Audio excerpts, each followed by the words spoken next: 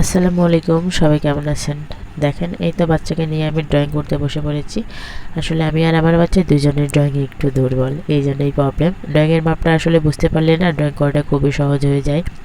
আজকে আমার বাচ্চাকে আমি একটু ড্রয়িংয়ের মাপগুলো বুঝিয়ে দিয়েছি। ও সুন্দর মতো দেখেন ড্রয়িং করছে, আমি পাশে বসে আছি। আমি পাশে বসে থাকলেও সব কিছুই সুন্দর মতো করে। যে কোনো বাচ্চাই আমার মনে হয় আম্মু কিংবা আব্বু পাশে বসে থাকলে খুব সুন্দর করে করে। আর যখনই আমি উঠে যাই তখন ওর হাতের লেখা, খাতায় যেগুলো লেখে ওইগুলো লেখা দেখলে আপনি বুঝতে পারবেন যে ও কতটা অমনোযোগী আর কতটা দ্রুত লিখেছে। যাই হোক, সবাই কেমন আছেন? আমি আলহামদুলিল্লাহ আল্লাহর রহমতে ভালো আছি। সকালে আজকে আমি দারুণ একটা আয়োজন করেছিলাম। খেসারি আর মসুরের ডাউল দিয়ে সাদা খিচুড়ি রান্না করেছিলাম। এই তো খিচুড়ি দেখেন। এই খিচুড়িটা শুকনা মরিচ, পেঁয়াজ দিয়ে, সরষের তেল দিয়ে যত সুন্দর করে মাখানো যায় কচলায় কচলায়, তত বেশি মজা হয়। এই ভাতের সাথে মানে মরিচ ডলাটা যত ভালো মিহি হবে, মিশবে, তত বেশি মজা হবে। আমার ছেলেকে এই ভাতটা মাখিয়ে দিলে খুব মজা করে খায়। মানে অনেক দারুণ লাগে আসলে। আপনারা যারা খান নাই তাদের তো এই স্বাদটা বোঝানো যাবে না, যারা খেয়েছেন তারা তো অবশ্যই বুঝতে পারছেন। আর ঈশ্বরদের মানুষ একটু ঝাল প্রেমী, ঝাল সব কিছুতে একটু ঝাল পছন্দ করে। অন্য অন্যদের জায়গার মতো না, মানে খুব বেশি ঝাল খায় এখানকার মানুষরা।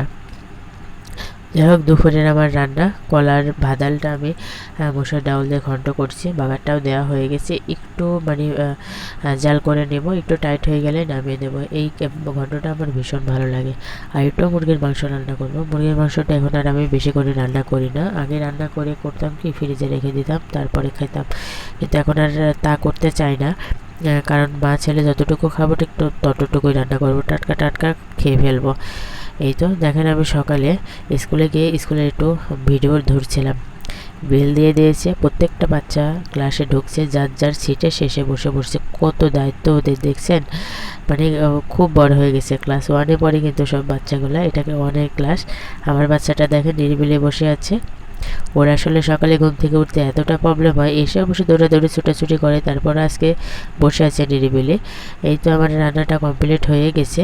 আজকে দুপুরে আমার বাচ্চাকে ফ্রিজে একটু পোলাও ছিল, ওটা গরম করে লেগ পিসটা দিয়ে দেবো। ও তো মহাখুশি, লেগ পিস পেলে আর কোনো কথাই নেই।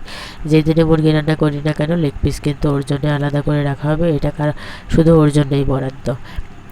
এই তো দেখেন ও কি শান্তি করে খাচ্ছে আর টিভি দেখছে। আজকে আমি দুটা পাকা আম কেটেছিলাম, আমার ননদের বাসা থেকে নিয়ে আসা হয়েছিল।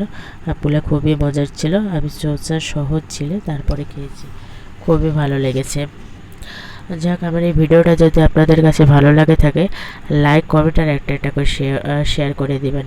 আর অবশ্যই আমি আপনাদের জন্য সুস্বাস্থ্য আর দীর্ঘায়ু কামনা করছি। সবার জন্য শুভকামনা, ভালো থাকবেন। আসসালামু আলাইকুম।